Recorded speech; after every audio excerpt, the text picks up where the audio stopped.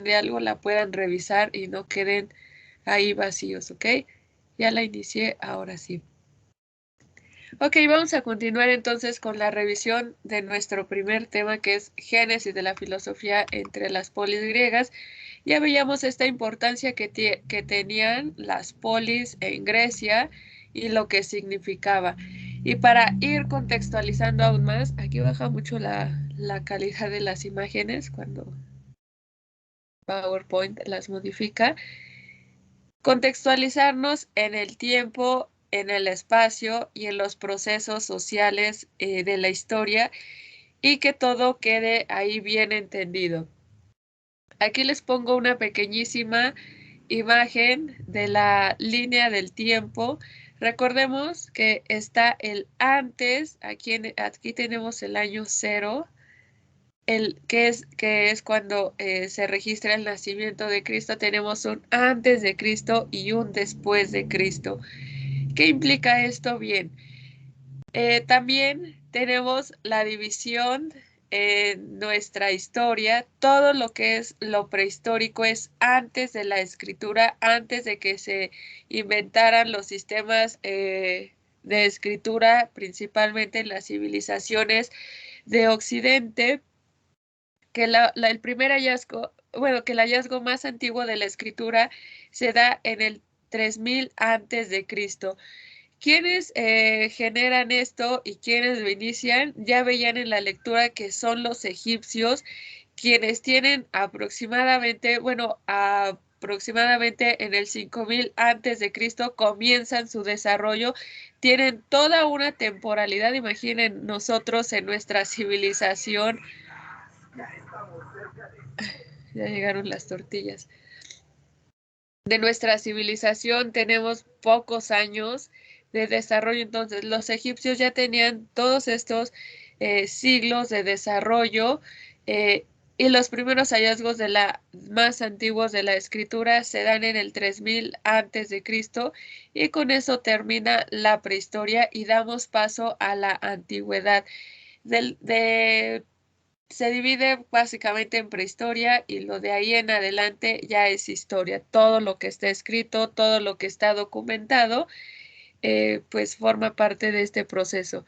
Y la antigüedad inicia del 3000 antes de Cristo al 476 después de Cristo, que esta antigüedad termina con las invasiones germanas, las cuales ocasionan la caída del Imperio Romano de Occidente.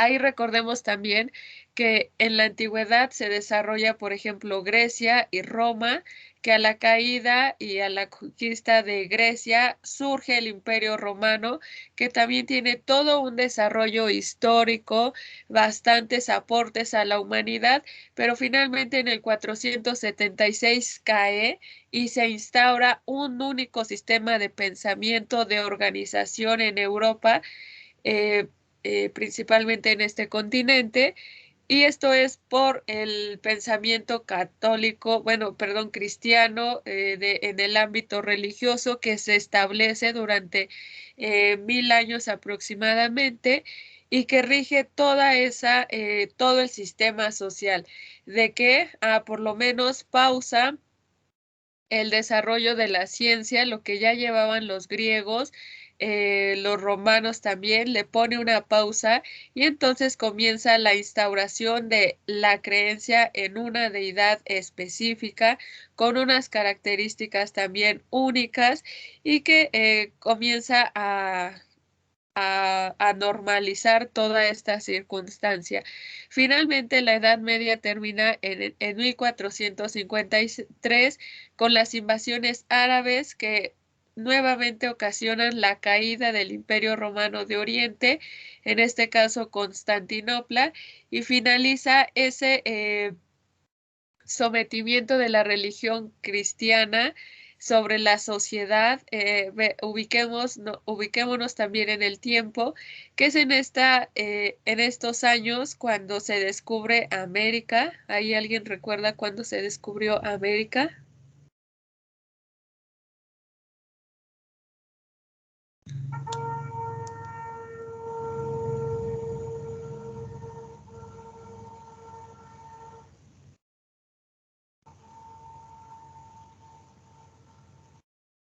¿No se acuerdan? Creo que es en 1492. Perfecto.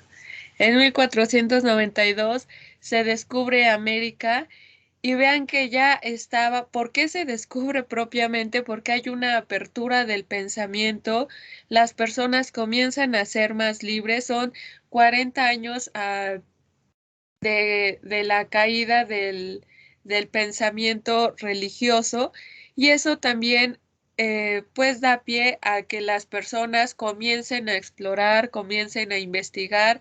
El hecho de que Cristóbal Colón llegara a un lugar desconocido no fue únicamente porque Cristóbal Colón era un explorador y un navegante que de pronto se le cambió el mapa y llegó por error a América, no, sino que forma parte de ese proceso social de abrir la mente, de comenzar a investigar, de saber qué había más allá, porque recuerden que el pensamiento cristiano decía que la tierra era plana, que después del mar, que bueno, que toda la tierra tenía un límite, y eso era lo que creían todos. Después dicen, con el descubrimiento de América, que no, que la tierra era redonda e imaginen esa caída de los estigmas, de los paradigmas, del pensamiento que se tenía. Decir, creo que la religión nos ha estado mintiendo, creo que no nos ha dicho la verdad y eso ocasiona que surja la edad moderna o el renacimiento. ¿Por qué es propiamente el renacimiento? Bien, porque todo el conocimiento ya se había dado en la edad antigua con los griegos, como lo vamos a ver más adelante, y ahí es cuando nace toda esta cuestión y en el Renacimiento tiene un segundo nacimiento. Y esto esta etapa finaliza con la Revolución Francesa, con la toma de la Bastilla, que nuevamente reestructuró la sociedad. Ya llevaban esos aproximadamente 300 años de desarrollo en Europa, de un nuevo orden social, de nuevas reglamentaciones, pero la Revolución Francesa, que propiamente inició en Francia, ocasionó y derivó en la creación de los derechos humanos, en que cayeran las monarquías absolutistas y el poder recayera en más de una persona o en más de un solo órgano, que no fueran únicamente totalitarias, sino que muchos opinaran, muchos votaran y muchos decidieran.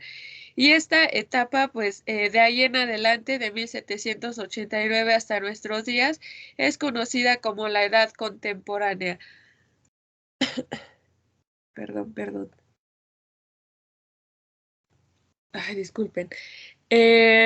Entonces, esta cronología es importante que la entiendan, que la comprendan, que si en algún momento se pierden en el tiempo, regresen a ella y se ubiquen, ¿ok?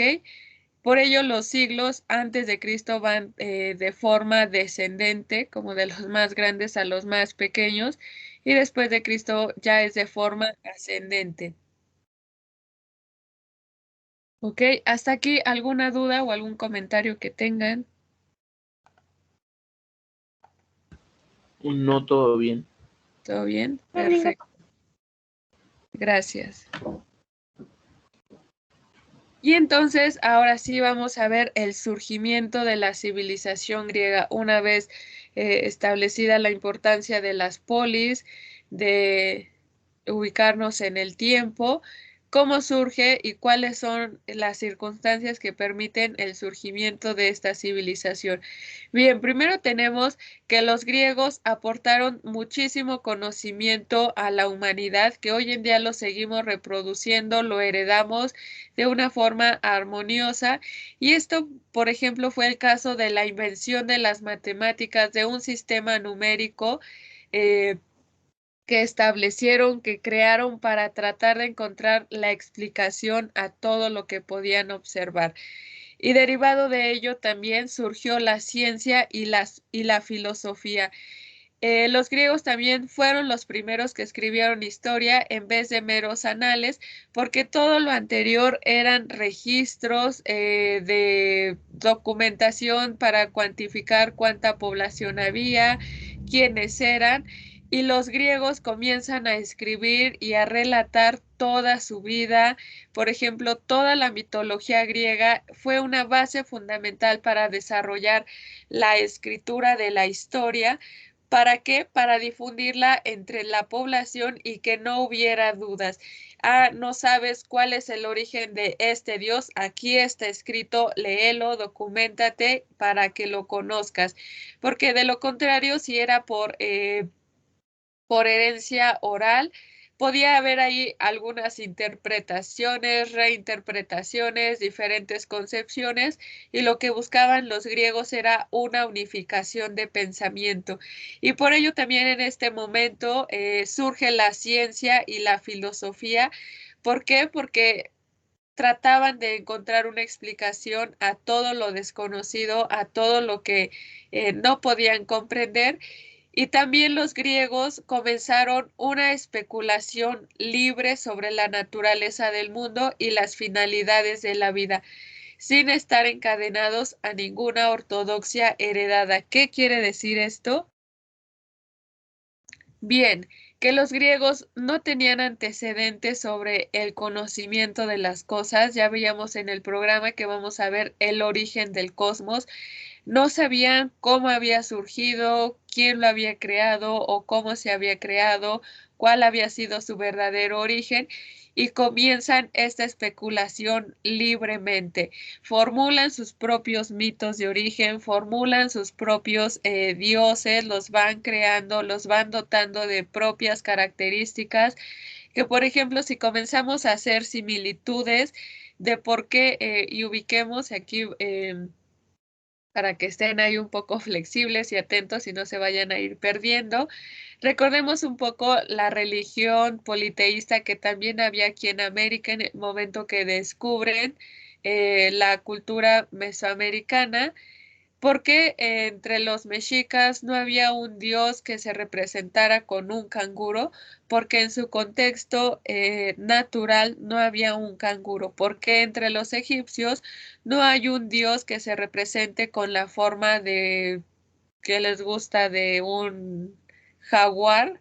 Porque en Egipto no hay jaguares. Entonces, todo esto va de la mano. Para dar una explicación a lo que veían, le encontraban una respuesta desde el ámbito religioso, y eso fue fundamental para los griegos porque no tenían antecedentes, no heredado eh, ninguna ortodoxia, ningún mito que los convenciera. Por ejemplo, Egipto y Mesopotamia ya se habían desarrollado, ya estaban llegando casi a su término. Bueno, en sus, eran ya sus últimos años de vida como civilización, pero no retomaron esas creencias. Egipto fue una cultura específica, Mesopotamia también, no se diga, muy independiente, y los griegos fueron importantes y siguen siendo importantes en nuestra historia porque eso sí lo heredamos nosotros. No heredamos la filosofía de los babilonios y tampoco de los egipcios. No tenemos esa organización que tenían, por ejemplo, de los faraones. Y en la lectura ustedes pudieron leer que ya estaba una democracia, que también ahí con todos sus tintes de que, ¿qué es la democracia hoy en día? Ah, de démosle la voz y la voluntad al pueblo de que elijan lo mejor para todos. En este momento de Grecia, que era la democracia, pues sí iban a opinar y a votar muchos, pero esos muchos no incluía, por ejemplo, a los esclavos, a una clase obrera y trabajadora, sino a una clase media alta y también alta, porque eran los únicos considerados como dignos y capaces de tomar decisiones, ¿ok?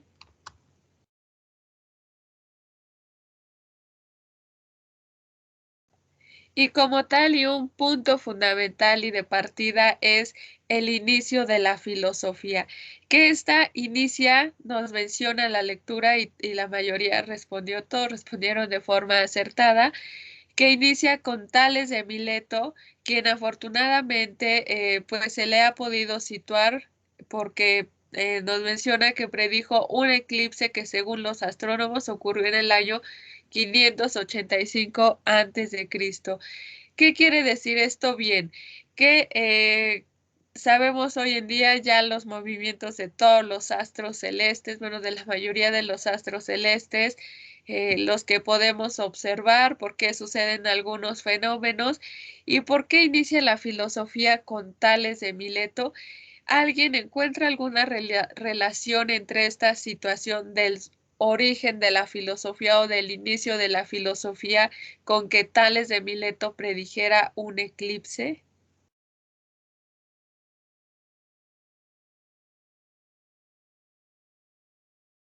Yo, profesora, Adelante, por favor, Isaac, Fabián, este, perdón. pues viendo sobre la filosofía que es eh, donde nace toda la ciencia y todo pensamiento pregunta, yo puedo decir que Tales pues observa el espacio y empieza a preguntarse por el movimiento de las estrellas y así él poder pues predecir un poco más acertadamente lo que serían los eclipses y todo eso, preguntándose cómo se mueven. Bien, muy bien, muchas gracias, Fabián. ¿Alguien más que quiera comentar algo? Voy a participar, cállate. Yo, yo. Sí, adelante. No, no alcanzo a ver, pero ahorita que hables ya te distingo.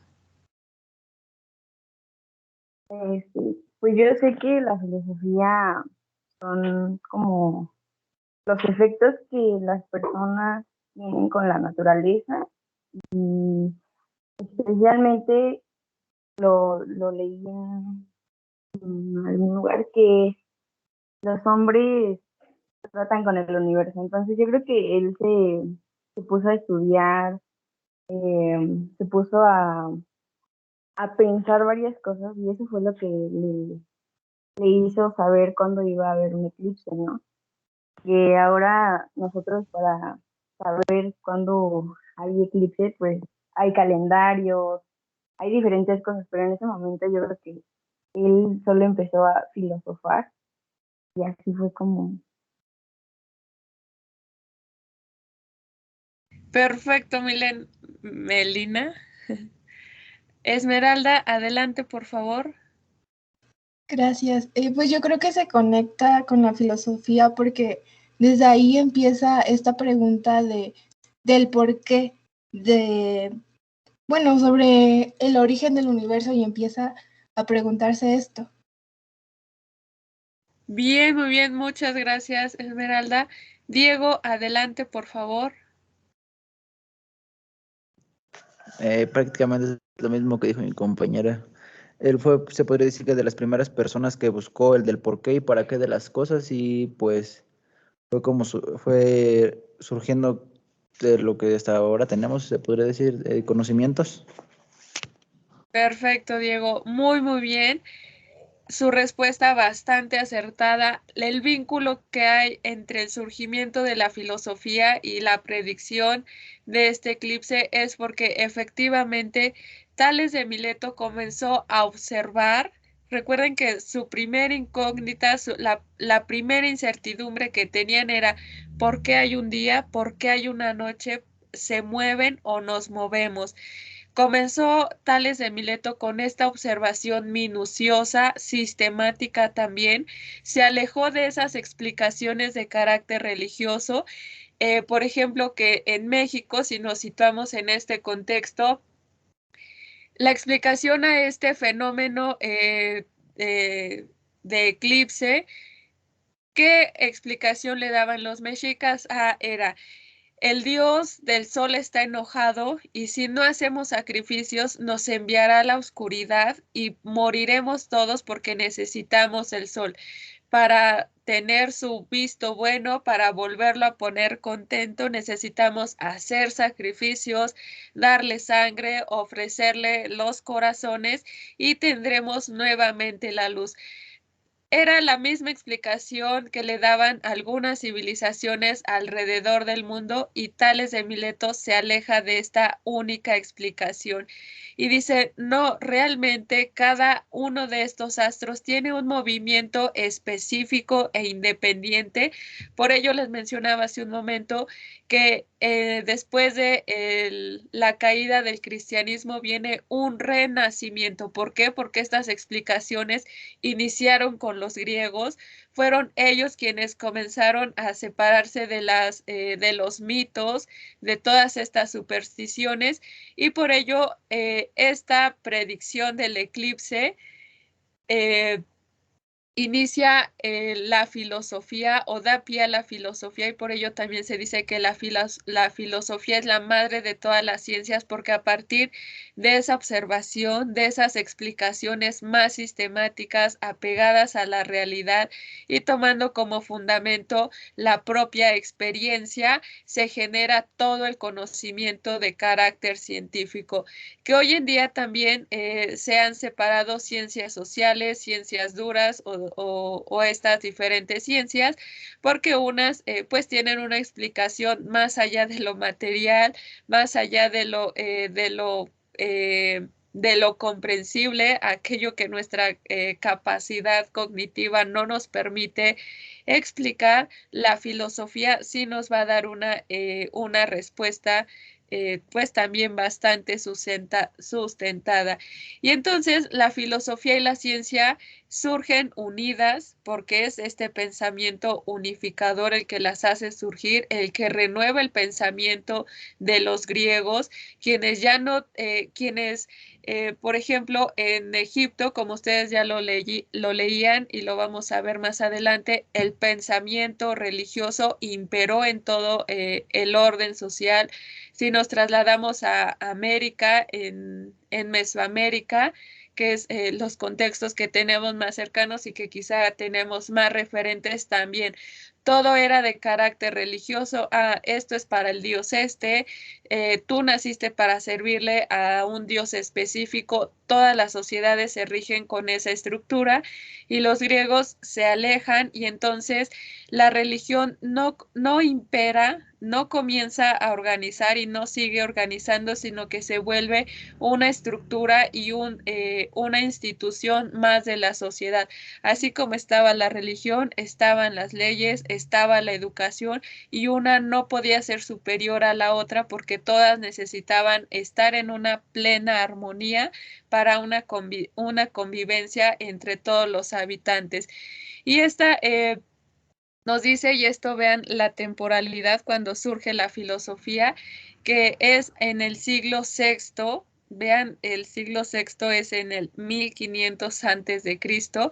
Y un dato importante es, por ejemplo, que les quise comparar, que el arte de la escritura fue inventada en Egipto por el año 4000 antes de Cristo. ¿Cuál es esa distancia temporal entre el surgimiento de algunos elementos egipcios? Es lo que les mencionaba, ya estaba toda una cultura. Los egipcios también sabían de la existencia del sol, de la luna, que estaban relacionados con la fertilidad de la tierra. Le daban su propia explicación al ser humano, pero los griegos no retoman ese pensamiento. Y Mesopotamia también, que ustedes ya lo pudieron leer, son civilizaciones que van surgiendo a la par, que llevan un desarrollo ahí más o menos equitativo, pero siempre uno aportaba elementos al otro, y esa comunicación que estaba en la sí, en la antigüedad, se mantuvo hasta el inicio de la Edad Media, que se pausó por completo esa comunicación, ¿ok? Hasta aquí, ¿alguien quisiera agregar algo o alguien tiene alguna duda?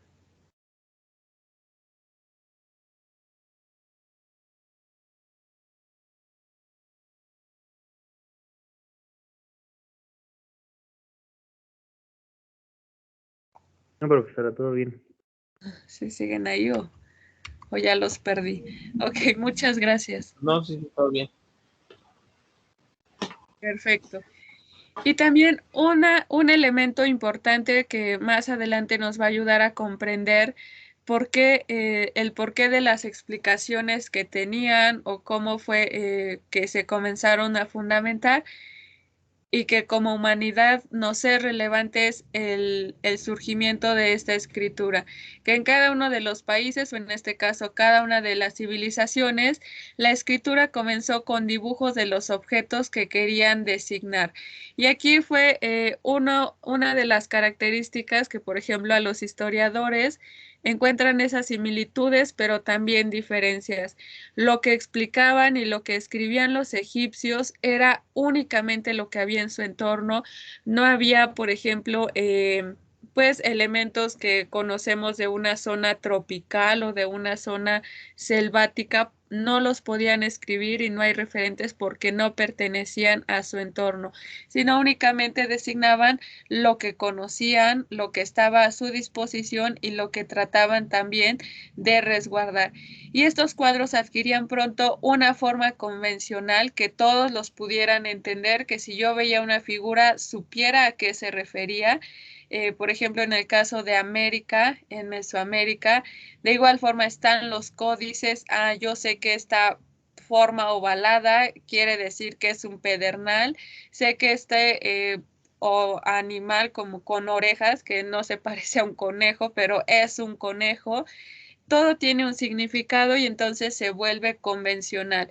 De modo que las palabras fueron representadas por ideogramas, como todavía ocurre en China, esa escritura que poco a poco se fue diversificando. Si tenemos una escritura china, una escritura egipcia y una escritura, por ejemplo, maya, van a ser bastante diferentes, pero era la forma de comenzar a documentar.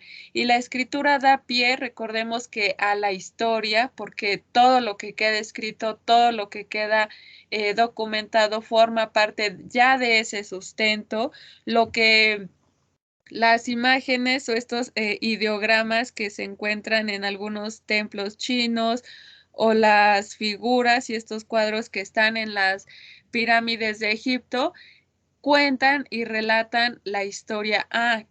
¿Quién era esta persona que vemos? ¿Por qué tenía ese círculo y los demás tenían una forma de gorro bastante alto?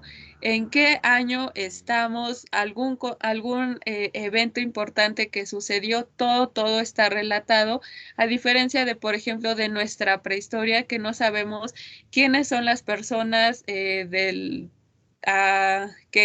han encontrado sus restos, no sabemos qué hacía, quién era, en qué temporalidad estuvo, y con estos ideogramas o cuadros ya se inicia la historia.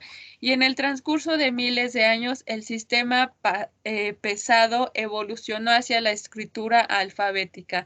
Esa fue una revolución de la humanidad también, de dejar de hacer cuadros o ideogramas y establecer un alfabeto, que eso también lo inician, por ejemplo, una estructura parecida a los griegos, de decir, todo lo que nos vamos a referir con la letra A tiene que llevar una letra A, y se comienzan también a nombrar todas las cosas de una forma general. ¿Por qué? Porque había objetos que aún no tenían nombre, que aún no tenían forma de referirse a él, y trataron también de establecer esas convenciones. Todos vamos a conocer este objeto como tal, y esa fue también parte del desarrollo de la filosofía. ¿Por qué? Porque ya no decían, el árbol está aquí y es intocable porque lo creó Dios. No, es decir, el árbol está aquí, es producto de la naturaleza, se alimenta a través de sus raíces, que eso ya es después y hace una fotosíntesis, pero se alejaron de ese pensamiento y a todo le dan una explicación más racional, razonal y basados en la materialidad y en la misma experiencia que ellos tenían. Pero, ¿qué había pasado en Grecia y en los países vecinos antes de esa época? Que es lo que ustedes estuvieron leyendo en gran medida. Bien, ubiquemos primero, ahora territorialmente, estas civilizaciones. Ay, ¿por qué no se ve?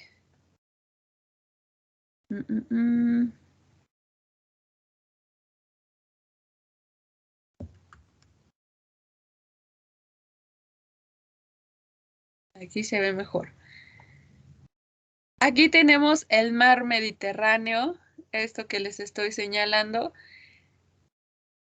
Ubiquémonos espacialmente para entender también la temporalidad, que el mar Mediterráneo, todo lo que se conocía Europa en la antigüedad eran los grupos que se desarrollaron en torno a este mar. Hacia el norte no estaba poblado, no había grupos tan grandes como lo más grande y lo más desarrollado que había era Grecia y estaba aquí. No existía, por ejemplo, Inglaterra, no existía una Francia, sí estaban como reinos ya, pero no como naciones y tan poderosos, porque quien tenía más poder y más control territorial, económico y de todos los ámbitos era Grecia. Y ubiquémonos aquí en esta, la llamada botita, que es donde se desarrolla Grecia y después Roma. Aquí al sur tenemos África, acá después ya tenemos la península que conecta con Asia. Y aquí en este espacio, en esta península y la conexión de Asia y África, vamos a encontrar Egipto y Mesopotamia, que esta es una de las características de todas las civilizaciones humanas que se desarrollan en torno a cuerpos que les proporcionara agua. ¿Por qué? Porque estos recursos son básicos y fundamentales que permitieron también el establecimiento y el origen del sedentarismo, del hombre sedentario, porque cuando eran nómadas buscaban agua, buscaban alimento, iban en busca de todo. Una vez que comienzan a desarrollar la agricultura, ya estamos aquí, pero ahora necesitamos agua. Necesitamos buscar un lugar donde nos provea de agua todo el año y donde pues eso nos permita permanecer en un solo lugar. El caso de Mesopotamia, por ejemplo, se desarrolló entre entre el río Tigris y Éufrates, que ahí, si recordamos un poco, Mesopotamia fue esta civilización también bastante importante que otorgó una forma de organización específica, las construcciones y ese conocimiento sobre la arquitectura, que si nos trasladamos, y nuevamente los traslado a nuestra América, a Mesoamérica, vamos a ver que no tuvieron conexión con estas civilizaciones, sin embargo, la forma piramidal de sus estructuras es la misma, únicamente cambia el objetivo que tenían. Ya vamos a ver más adelante cuál era el objetivo de Egipto. Y en Mesoamérica también ya habían observado los astros, ya habían visto que se movía coincidencia entre las pirámides y cuando hay una fase lunar específica, o que si es el equinoccio de verano, qué es lo que pasa. Todo ello es derivado de esa observación del entorno, ¿ok? Y Egipto, por su parte, se desarrolló a lo largo del río Nilo. Y también tenían muchísima conexión estos grupos en el mar Mediterráneo. La actividad marítima inició en este pequeñísimo lugar, bueno, comparado con la inmensidad del mundo. En la antigüedad pues ya era extenso, pero la comunicación era intensa, también bastante exhaustiva. Se tenía comercio, por ejemplo, Grecia tenía comercio con Egipto, con Mesopotamia. También tenían, por ejemplo, después acá con la península balcánica, que eran unos contextos bastante diferentes, recursos que necesitaban en la península balcánica que no se podían producir, pero que, por ejemplo, Egipto sí los tenía, estaba el comercio.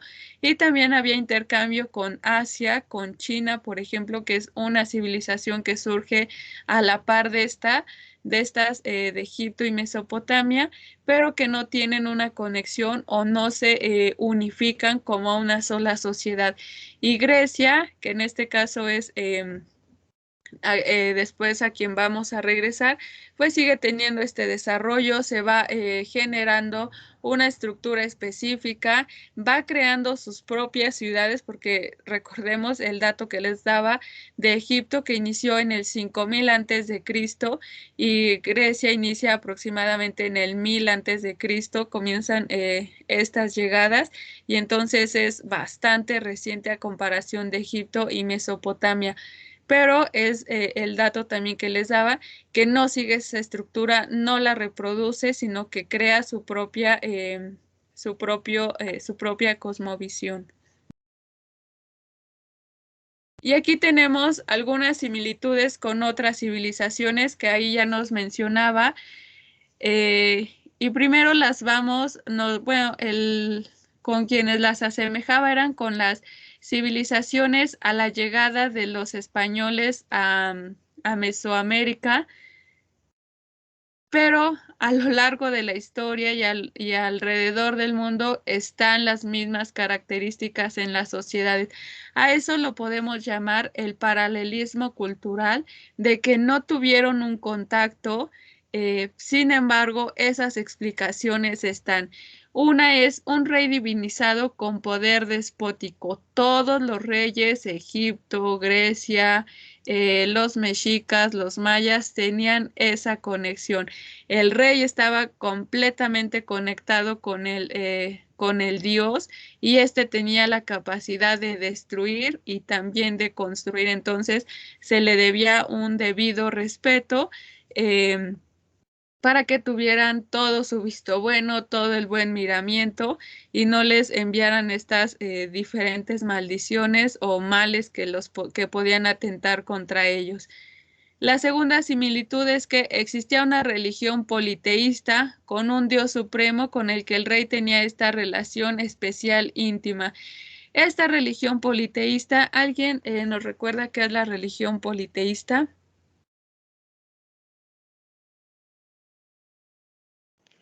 Que creen en varios dioses.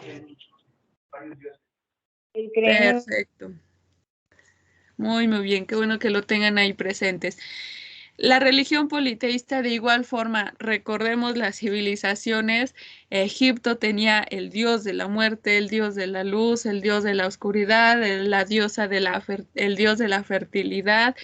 En Mesoamérica también el dios del fuego, el dios del viento, la diosa de la fertilidad, el dios del sol, que era este dios supremo. Todos relacionaban al dios supremo o este ser superior con el sol o con lo cálido. Los demás eran inferiores, y con este dios superior era con quien el rey tenía esa conexión y esa relación íntima. Se dice que tenían una conexión específica, y que por ello también todas las personas estaban subordinadas a él para obedecerlo, y era una forma de servir también al mismísimo Dios. Estaba esta similitud con Egipto, Mesopotamia y las civilizaciones fuera de este territorio. Había una aristocracia militar y otra sacerdotal. ¿Qué quiere decir esto? Bien, que el poder militar era quien comenzaba a organizar. Siempre en todas las civilizaciones ha habido un orden militar para otorgar seguridad a la sociedad. En todas ha estado. Si recordamos a los mexicas, enviaban a su ejército a prepararse de una forma específica, lo que conocemos, las ruinas que conocemos de Malinalco. Ese era el objetivo, preparar a los que estaban destinados a ser militares. Una educación específica, preparación física. Los griegos lo tenían, por supuesto que sí, los egipcios, todo un ejército, que la historia que comienzan a relatar y a documentar nos da muestra de esa grandeza militar que tenían, y por ello es la aristocracia militar, que en cuanto alguien o el mismo ejército se daba cuenta que el rey era débil, podían tomar el mando ellos porque se suponía que eran los más fuertes, seguidos del rey y quienes tenían más capacidad que el resto de la población, y también la aristocracia sacerdotal. Todas las culturas, y esa es una característica que encontramos del sacerdote. ¿Qué importancia tiene el sacerdote en la cultura? En los egipcios, si han visto películas que tengan que ver con Egipto, vamos a encontrar al sacerdote que siempre tenía comunicación y era ese medio también entre el Dios y el rey. Y está presente en estas culturas, en toda la Edad Antigua, que esto viene a terminar, por ejemplo, en la Edad Media. ¿Por qué? Porque se elimina la religión politeísta. En cuanto los romanos la aceptan como su religión, termina todo ese sistema en Europa y se instaura una religión monoteísta, que hay un solo Dios y la creencia en otros ya es paganismo. Entonces, esta aristocracia sacerdotal también tenía esa capacidad y representaba la voluntad del Dios sobre el pueblo, y todos tenían que tener esa obediencia. Y finalmente, otra similitud es que los cultivadores eran siervos que pertenecían al rey, a la aristocracia o en este caso al clero. ¿Por qué? Porque todos los territorios estaban divididos y todos los territorios tenían un dueño, y toda persona que habitara en ese territorio le pertenecían, ya fuera al rey o a la aristocracia o al clero, y trabajaban para esta persona. En México se dio la misma reproducción. Los mexicas tenían ese mismo sistema. Tú como familia o tu hijo va a servir para construir calles, no va a recibir propiamente un sueldo o algo que retribuya su trabajo, sino que es ese servicio para la sociedad, para la participación y el desarrollo de la ciudad de forma voluntaria, pero era obligatorio. Todos tenían esa función y todos tenían una plena aceptación en ello, ¿ok? Hasta aquí, ¿alguien quisiera agregar algo o alguien tiene alguna duda? Ninguna. ¿Ninguno? Ok, Ninguna. bien, bien, gracias. Entonces, vamos a tomar un descansito de 5 minutos porque ya me está doliendo la garganta. Mientras descanso tantito, mientras pueden tomar agüita, dar unos pasitos, ver por la ventana, que creo que hoy no está lloviendo mucho. Y ahorita continuamos, ¿ok? A las 12:35 por mucho. 12:45, perdón.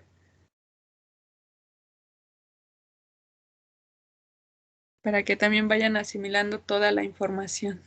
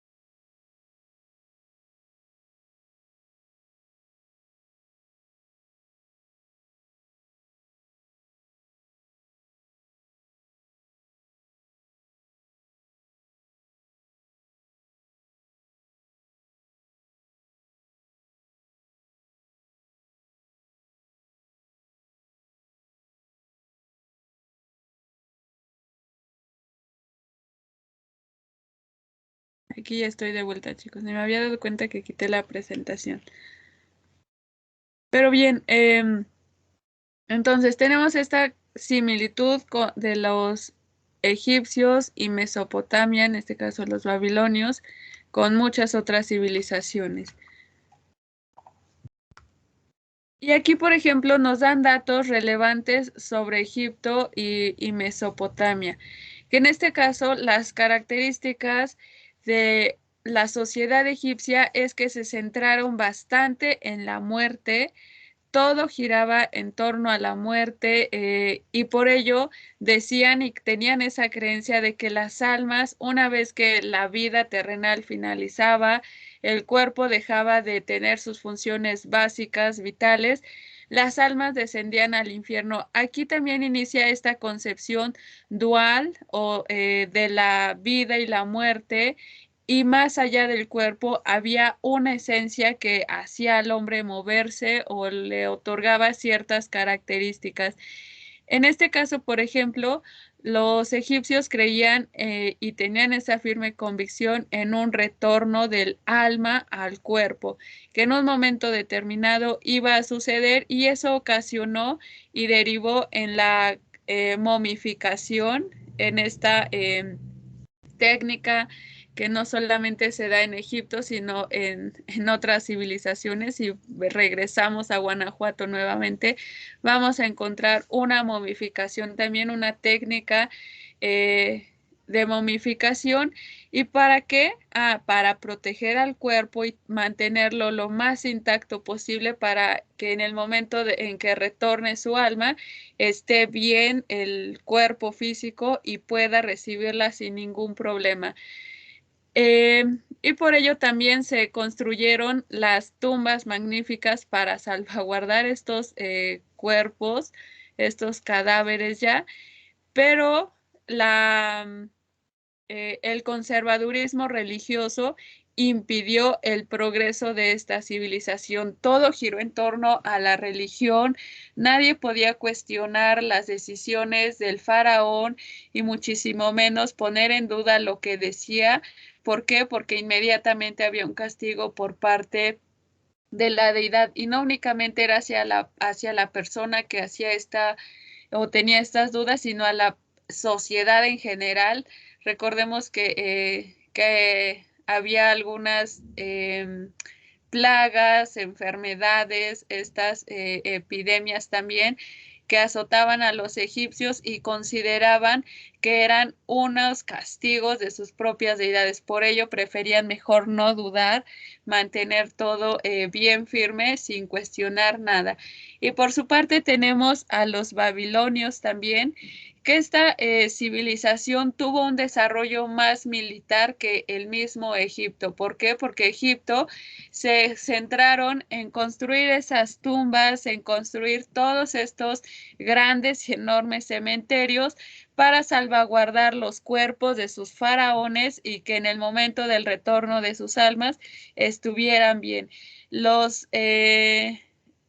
babilonios no lo hicieron de esa forma, sino que iban dominando territorios, iban sometiendo también poblaciones. Por ello tenían un parecido más a los mexicas aquí en Mesoamérica, porque se militarizaron y militarizaron a la población por completo. Perdón. Y también un dato importante que aportaron los babilonios fue que inventaron la escritura cuneiforme, que más adelante adoptaron otras culturas. Y aquí en la imagen les muestro un ejemplo de esa escritura, que ya tiene la estructura de un alfabeto más o menos.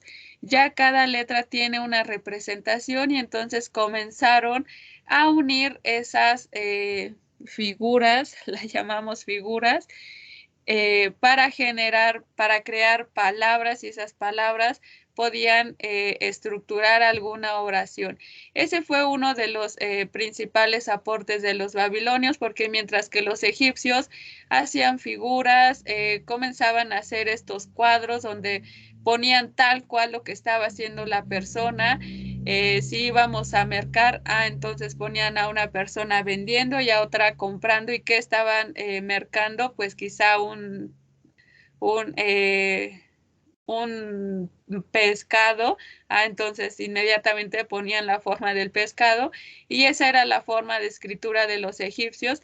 Y los babilonios ya no hacen eso, no hacen las representaciones y no comienzan a hacer las imágenes tal cual, sino que tienen toda esta estructura. Y también los babilonios tuvieron, como eran una sociedad muy militarizada, comenzaban a dominar pueblos de los alrededores, algunas aldeas que no tenían ese nivel de ciudades o civilizaciones, sino que eran aldeas, algunas tribus nómadas. Y una característica que era la misma estrategia que los mexicas aquí, es el sometimiento a una sola deidad. En este caso, el dios que ellos tenían era Marduk, que es el dios de Babilonia, ese dios superior también, que más adelante, por ejemplo, los griegos tienen una misma representación que va a ser Zeus. Los babilonios ya lo tenían. Y entonces a todas las demás ciudades que se subordinaban tenían que reconocer a este dios. Y después fue la misma estructura que se siguió en la Edad Media, de todos nos vamos a someter a esta misma creencia, ¿ok?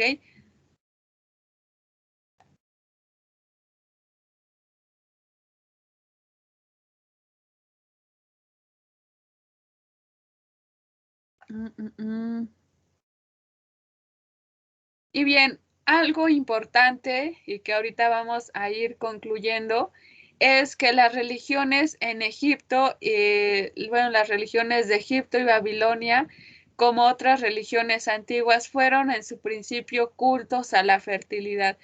Todo giraba en torno al por qué había alimento, y eso lo agradecían, porque ya había pasado la humanidad por una etapa de nomadismo donde el clima era quien comenzaba a determinar la producción de estos alimentos, y una vez que ya los tenían, que sabían que ellos los cultivaban, pero que los tenían disponibles durante el año, los diferentes productos, era un elemento para agradecer. Y por ello las religiones antiguas todas giraron en torno a los principios de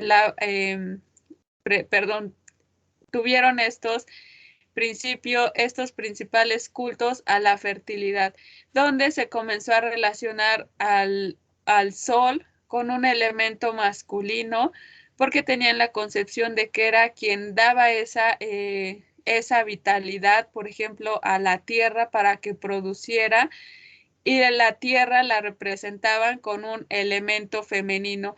Esa era una de las características de la religión en esta etapa antigua, de la dualidad. Vemos nuevamente la dualidad, que más adelante van a saber por qué estamos viendo todo esto.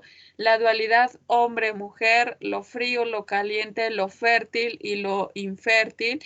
Y en este caso, por ejemplo, no era en general al planeta Tierra el hecho de relacionarlo con lo femenino, sino propiamente los lugares fértiles para cultivar. Recordemos que Egipto, por ejemplo, en todos los alrededores, pero una parte hacia el sur, es una zona desértica donde no hay producción de alimentos, donde el agua escasea, y entonces es un lugar infértil. Tenían esta misma característica de analizar los babilonios y de ver que no todos los lugares eran propicios para una agricultura, y también que había sistemas específicos para que se llevara a cabo esta producción. Hasta aquí, ¿alguien quisiera agregar algo o alguien tiene alguna duda?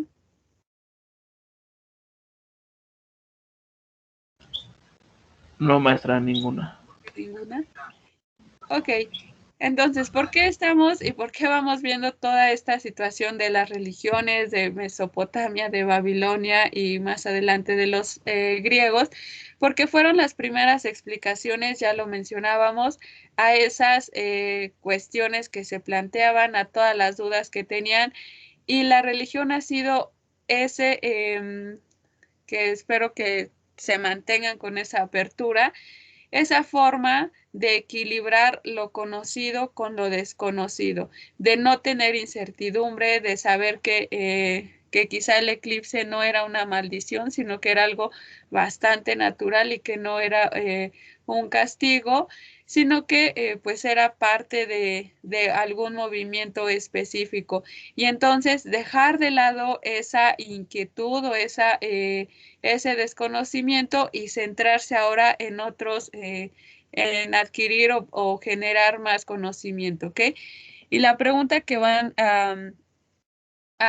y esta es también una explicación importante, de que inicialmente toda la estructura social de las diferentes civilizaciones tienen esta misma conexión. La religión estaba plena, completa y fuertemente ligada al gobierno. Ya veíamos esa posición de la relación que tenía el rey con el Dios supremo. Y había motivos políticos también donde la religión tenía esa injerencia que contribuyeron mucho a transformar su carácter primitivo. ¿Cuál es el carácter primitivo? Los historiadores, bueno, no desde la historia, sino que la antropología, por ejemplo, ha dividido a la sociedad a lo largo de la historia en sociedades civilizadas, en algunas que están en una etapa de barbarie, y el objetivo es la civilización. Estos motivos políticos de la relación de la religión con el gobierno son evidencia cada vez de una civilización específica, que hoy en día ya no la concebimos así, no vemos ligada la religión al gobierno. Eso, por ejemplo, en México terminó con Benito Juárez, donde se separó la iglesia del Estado, pero nuestra historia viene con estos antecedentes. Y entonces un dios o una diosa estaban unidos al Estado y tenían que dar no solamente una cosecha abundante, sino también la victoria en las guerras.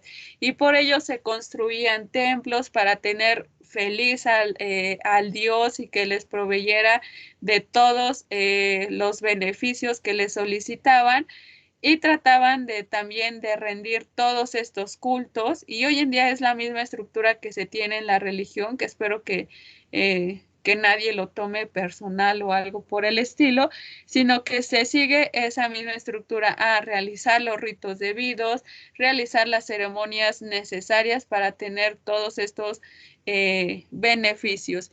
Y una casta sacerdotal rica determinaba el rito y la teología, y combinaron en un panteón las diversas divinidades de las partes integrantes del imperio. En este caso ya los griegos tuvieron esa conexión plena de la religión con el gobierno, de que una casta sacerdotal, un sacerdote también tenía o podía adquirir ese mismo nivel que los gobernantes, y entonces podían combinar esas diferentes divinidades de las partes integrantes del imperio, que estaban plenamente relacionados, que tenían esa relación cercana, debían tener esa relación cercana, porque de lo contrario se podría presentar ahí una ruptura y ocasionaba problemas no únicamente en el orden del gobierno y de la religión, sino tenía un impacto directo en la sociedad. Y por su conexión con el gobierno, los dioses tenían que ver también con la moral. Y aquí es cuando ya nos vamos centrando más en las sociedades, ese vínculo que van a tener los gobiernos, los dioses y la moral, en este caso, la forma en que se van a regir las sociedades, que si analizamos un poco la moral, ¿qué va a ser la moral? Pues todas esas buenas prácticas socialmente aceptadas, que por ejemplo en nuestro país, ahora los traslado a nuestra realidad, ¿qué es una persona moralmente responsable? Si salgo en este momento, la persona moralmente responsable será quien lleve el cubrebocas, quien no esté enfermo y pueda salir, y quien está enfermo se queda en su casa para evitar contagios, quien mantiene su distancia. Esa es la moralidad. Entonces, en estas mismas civilizaciones se tenía la misma concepción. Había que mantener una moral específica. En ese momento todo se regía con base en los rituales, en los ritos y en las ceremonias, y era lo que la sociedad aceptaba.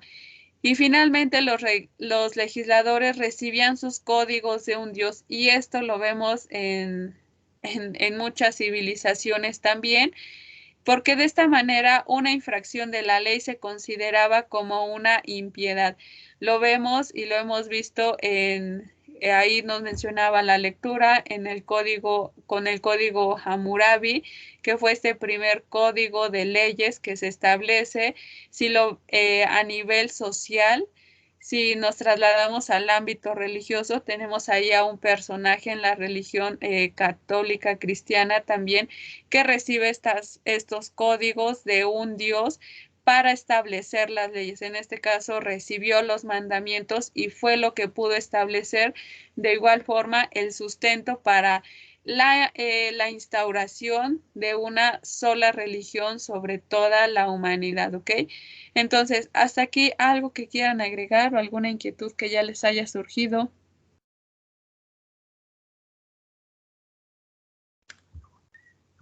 Sí, vamos siguiendo la lectura. Bueno, no es necesario que tengan su lectura abierta, sino que estemos ubicados. Bien, si no tienen dudas o comentarios, ahora sí viene su actividad. ¿Qué es lo que van a hacer? Una pequeñísima actividad fácil y sencilla que ya se los había comentado. Van a responder en el chat de la reunión cuál es la relación que tuvo la religión con el sistema filosófico que se desarrolló posteriormente. Todo esto de la religión que hemos visto, de por qué los mitos, los dioses y en quién creían, cuál es el impacto que tuvo o cuál es esa relación con el posterior surgimiento del sistema filosófico, ¿ok? Ya se los estuve mencionando, ya tienen ahí también su propio criterio a partir de la lectura. Entonces, pero hay quienes no les aparece el chat de la reunión, ¿cierto? ¿De qué forma me lo hacen llegar?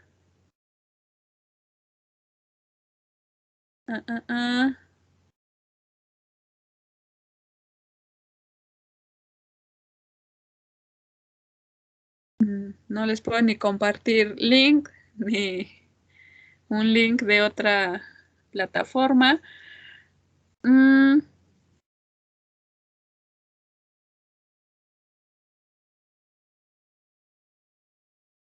A ver, para a quienes no les aparece el chat de la reunión, les voy a dictar mi número de celular y me envían su respuesta vía WhatsApp, ¿ok? Lo recibo de aquí a la 1:20 por mucho, para 1:18 por mucho, para que aclaremos algunas dudas que pueden tener. Si en su comentario también hay alguna duda, escríbanla y ahorita que vaya leyendo los comentarios, las trato de responder, ¿ok? Ahí les va mi número de celular para que me envíen sus respuestas, quienes no tienen el chat. Quienes sí lo tienen, ya vayan respondiendo aquí en el chat, donde les estoy escribiendo respuesta. A partir de ahí la recibo, ¿ok? Va, mi número es 7223 57 75 16.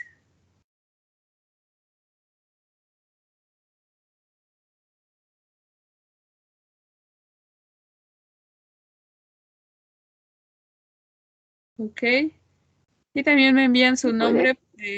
Sí. ¿Lo repito? por favor. Claro que sí. 7223 57 75 16. Por favor, únicamente en esta semana estaremos haciendo esta dinámica de unos en WhatsApp, otros en la plataforma, para que también todos tengan esa oportunidad de enviar sus comentarios, de hacer las lecturas y todo, y no se vayan quedando, ¿ok? Envíen sus respuestas o escríbanla quienes puedan aquí en el chat de la reunión, y mientras las iré leyendo. Aún no pueden abandonar la llamada, ¿ok? Hasta que yo les indique. Si tienen alguna duda también escríbanla para responderla en este momento.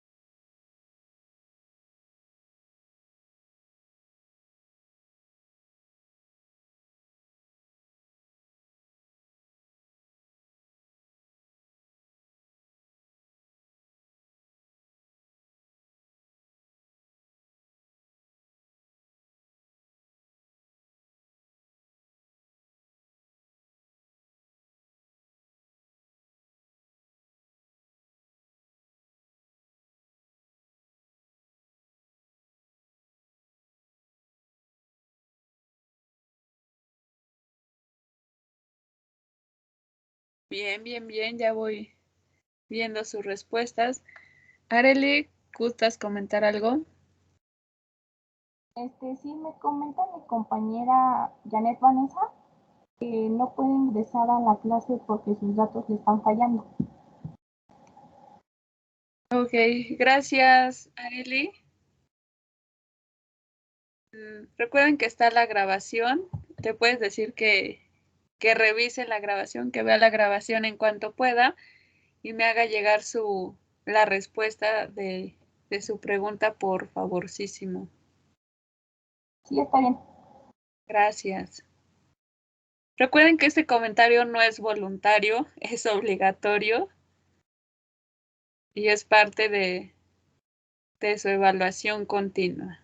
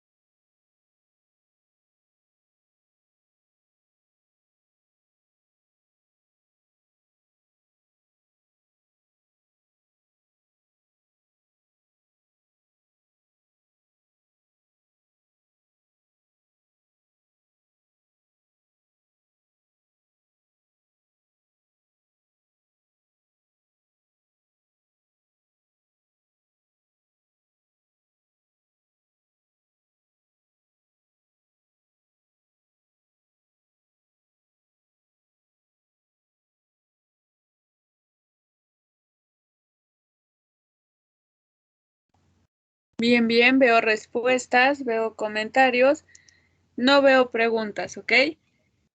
Si alguien...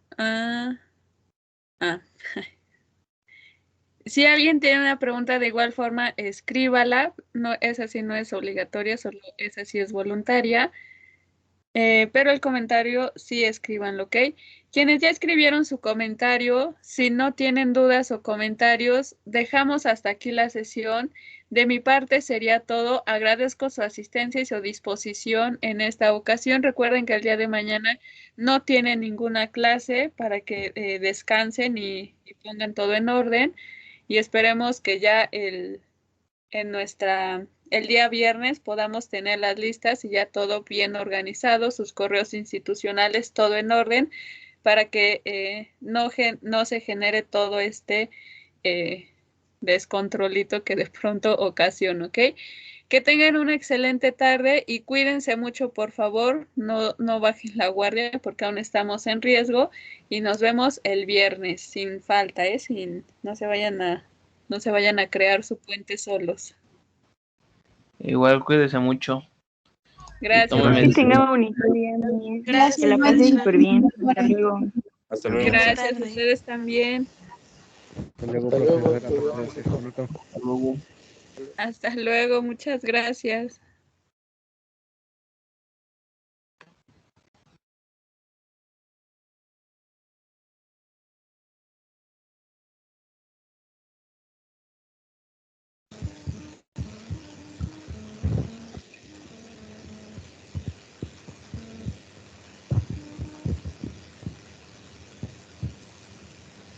Hasta luego. Hasta luego, Pau, que estés muy bien. Gracias, profe. Igualmente se cuida. Ahora sí lo haré. Gracias, Sí, Pau. nuestro descanso de mañana.